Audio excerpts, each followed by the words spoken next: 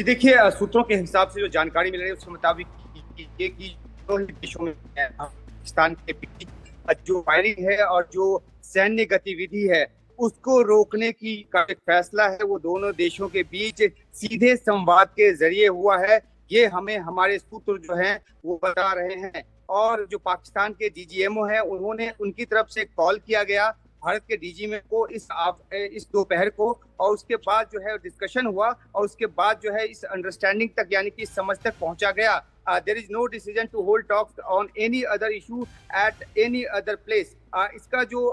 ये जो सूत्र के हिसाब से जानकारी दी गई उसके मुताबिक भारत और पाकिस्तान के बीच जो ये सहमति बनी है दोनों देशों के बीच आपसी बातचीत के जरिए बनी है। ये अलग बात है कि राष्ट्रपति डोनाल्ड ट्रंप की तरफ से ट्वीट आया है और अमेरिकी विदेश मंत्री की तरफ से ट्वीट आया है कि अमेरिका ने भारत के प्रधानमंत्री के साथ साथ विदेश मंत्री और पाकिस्तान के प्रधानमंत्री, वहां के विदेश मंत्री, वहां के सेना प्रमुख उनको इंगेज किया है। तो वो बात अपनी जगह, जो हमें सूत्र बता रहे हैं वो साफ तौर पे ये बता रहे हैं कि पाकिस्तान के डीजीएमओ की तरफ से एक कॉल इनिशिएट किया गया और उसके बाद जो है सहमति बनी है कि दोनों ही देश जो है वो सैन्य गतिविधियों को रोकेंगे और आपसी जो फायरिंग हो रही है उसको रोकेंगे। तो ये एक अहम जानकारी, क्योंकि सुबह से जिस तरह से घटनाक्रम बीत रहा था और ये जरूर बात है कि जो अमेरिकी विदेश मंत्री का पाकिस्तान के सेना प्रमुख को कॉल गया उसका भी असर रहा होगा। और उसी के बाद जो पाकिस्तान के जो डीजीएमओ है यानी कि डायरेक्टर जनरल मिलिट्री ऑपरेशंस, उनका जो कॉल है वो भारत को आया, उनके काउंटर पार्ट को आया और उसके बाद ये सहमति बनी है। तो अपने आप में बहुत बड़ी खबर। अमेरिका की तरफ से ये बात कही जा रही है कि उन्होंने फैसिलिटेट किया। इस बात पर जो ताजा और जो इस बात पे जो पूरा ब्यौरा है वो अब से थोड़ी देर के बाद निकलकर सामने आएगा जब प्रेस ब्रीफिंग होगी। इस बात पर भी हो सकता है कि बात की जाए, लेकिन सबसे अहम बात यह है कि सूत्र साफ तौर पे बताते हैं कि भारत और पाकिस्तान के बीच सीधे संवाद के जरिए इस समझौते तक पहुंचा गया है। और एक और अहम बात है, क्योंकि अमेरिका की तरफ से बार बार ये भी कहा जाता रहा है कि भारत और पाकिस्तान दोनों सीधे संवाद के चैनल खोल के रखें, तो वो भी बात असर डाली और इसी वजह से लगता है कि पाकिस्तान जो है वो उसकी तरफ से कॉल इनिशिएट किया गया। भारत लगातार अपनी तरफ से कहता रहा है कि वो जो है एस्केलेट नहीं करना चाहता और अगर पाकिस्तान अपनी तरफ से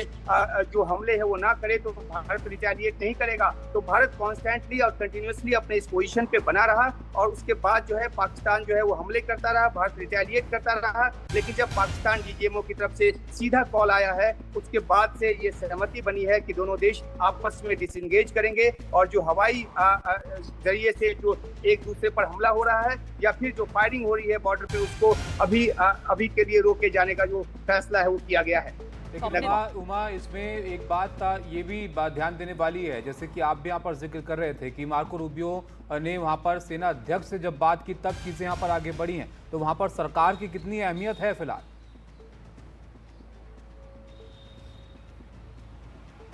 माफ कीजिएगा, आपका सवाल एक बार फिर से दोहरा पाए उमा,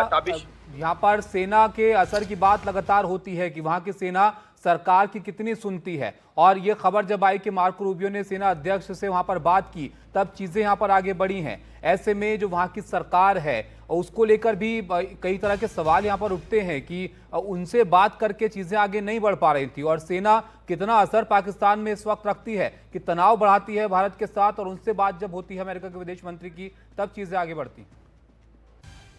जी बिल्कुल, आपने सही कहा और सुबह से हम ये बात दर्शकों को लगातार बता रहे हैं कि अमेरिकी विदेश मंत्री का सीधे पाकिस्तान के सेना प्रमुख को कॉल करना कहीं ना कहीं उस पॉलिटिकल प्रोटोकॉल को तोड़ना है। अमूमन ऐसा होता नहीं है, लेकिन इससे पहले जो मार्को रूबियो हैं पाकिस्तान के प्रधानमंत्री शहबाज शरीफ से 2 बार बात कर चुके थे, लेकिन किसी तरह का कोई नतीजा नहीं निकला। और अमेरिका को ये बात अच्छी तरह पता है कि पाकिस्तान में जो सत्ता का मुख्य केंद्र है वो वहां की सेना और वहां के सेना प्रमुख हैं, और यही वजह है कि सीधे तौर पर उनको इंगेज किया गया। और जाहिर सी बात है कि दबाव भी अमेरिका की तरफ से डाला गया होगा, क्योंकि ये बात बनती नजर नहीं आ रही थी। और एक बार जब अमेरिका ने अपनी तरफ से दबाव डाला और उसके बाद जब डीजीएमओ की तरफ से फोन आया भारत को, तो ये इस सहमति पर पहुंचा गया है। तो अभी के लिए, क्योंकि पिछले 4 दिनों से जिस तरह से दोनों देश एक दूसरे पर जो है वो हथियारों से हमले कर रहे थे, तो इसका रोका जाना अभी सबसे बड़ी बात है।